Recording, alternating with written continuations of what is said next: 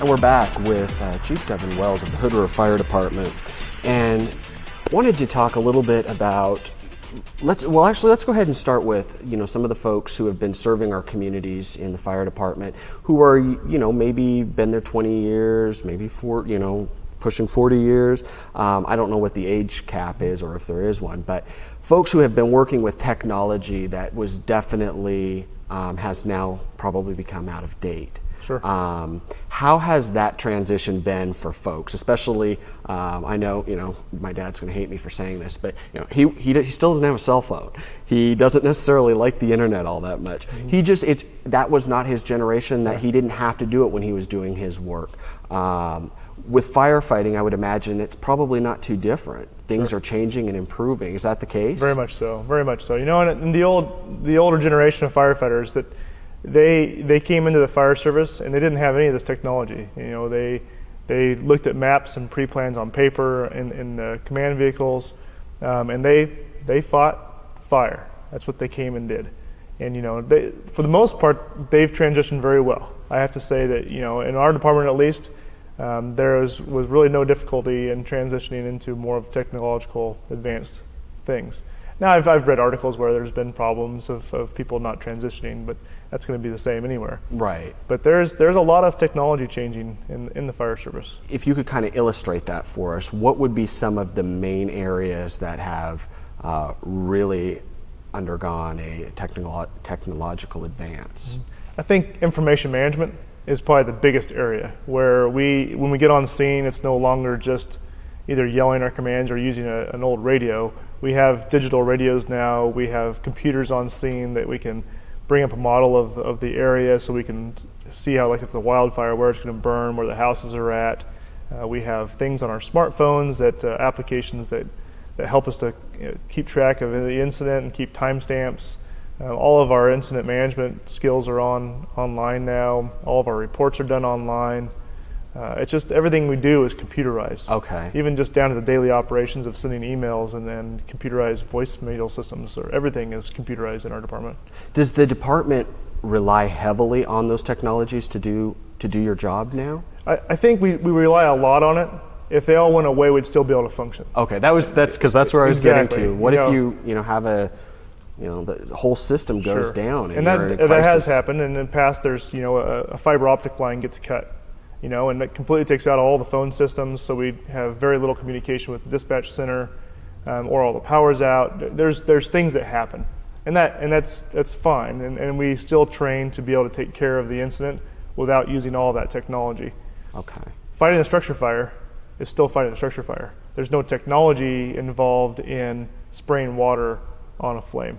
That's still done with hoses, with nozzles, and with people. So there's that whole concept that we still train for. Now the computers in the engines are starting to become more important, and they're starting to control all the apparatus, but the apparatus also can be run without the computers. It can all be done manually. So everything in the fire service, or I shouldn't say everything, most things in the fire service have some kind of a manual backup for them. So your department then, you handle just Hood River County? We handle just the city of Hood River for our fire protection. Okay. And we provide ambulance service to the majority of Hood River County. Okay. Yeah. So speaking in terms of technology, how would a county populated like the Hood River County area and the area you serve is populated, how does that compare to other areas in the country? Are you guys, do you know how you stack up? I think a lot of smaller agencies, which is what we are, we're a very small agency. When you start going by the size of departments across the nation, we're very tiny. And I think we're pretty good for what we're doing right now. I think we are on the leading edge of where we should be with technology. I think there are some things that could advance, like mobile dispatching systems, to where all of our vehicles have computers in them, and we could actually be dispatched via the computer, and all of our times are kept on the computer to the dispatch center. I think we can get there. We need to get there, but it's hard for us in a small area with our call vans are low and our tax rates are low, and it's hard to fund those kind of programs when you can say, well, we're still being dispatched by radio and it works just fine. Why change it? Right. So larger areas, larger cities have that kind of advantage to where they have computers in their vehicles and they're being dispatched, but that's also because of efficiencies for a large system. So without going into too much detail, how are you guys funded? Is it all through taxes? The city of Hood River has a tax base, and most fire departments are funded by tax base. We also supplement those taxes with a fee-for-service ambulance. And so the city of Hood River provides the ambulance to everywhere in Hood River County and Mosier except for Parkdale and Cascade Locks. They each have their own ambulance service. All right. And so we provide our fire protection with taxes, and our ambulance service is paid for by a fee-for-service. Okay. Well, so we've talked a little bit about some of the things that have happened over the past 20 years in respect to technology. Where do you think things will go in the next 20 years? Man, I wish I could estimate it, because we can get on the front edge of it. But, I think we're going to see a lot in firefighter safety, firefighter health monitoring while we're in fires.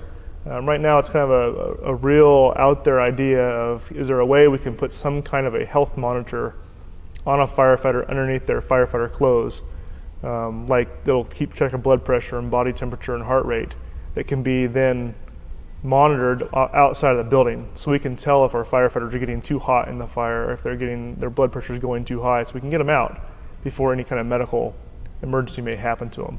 I think that's going to be a leading technology here in the next 5 or 10 years, to be able to find that.